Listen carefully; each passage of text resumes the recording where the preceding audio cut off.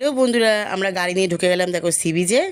আর দেখো কোথায় এসেছি, তোমরা তো বললে না, আমিই বলে দিই তোমাদেরকে। চলো, আমরা পুরী বেড়াতে চলে এলাম বন্ধুরা সবাই মিলে। আর চলে এলাম হলিডে রুমে। দেখো এখানে বাবার মানে চাকরি করতো রিজার্ভ ব্যাঙ্কে, মা 3টে রুম বুকিং করেছে। তো বাবা আজকে আমাদের মধ্যে নেই, খুব খারাপ লাগে জানো তো বন্ধুরা। সবের মাঝখানে বাবা যদি থাকতো না, খুব ভালো লাগতো জানো। কি করবো বলো, কষ্ট লাগে, তাও কিছু করার নেই। সব ব্যবস্থা আছে হলিডে রুমে, খাওয়া দাওয়ার রান্নাবান্না করেই আমরা খাবো, কিন্তু কাজের লোক আছে, সব কিছু করে দিয়ে যাবে। আর দেখো কত রকমের খাবার না বলো বন্ধুরা, আমরা যে যার পছন্দের খাবার নিয়ে নিয়েছি আর ফুল ফ্যামিলি বসে খাচ্ছি। আর মা একটা কথা বললো জানো তো, খুব হাসি পেলো মায়ের কথাটা শুনে। মা বললো, তুই তো আসতেই চাইছিলিস না। সত্যি মা আমাকে জোর করলে বলেই আমি এসেছি কিন্তু এখানে। খুব ভালো লাগলো বন্ধুরা, এখানে এসে মনটা একদম পুরো ফ্রেশ হয়ে গেল।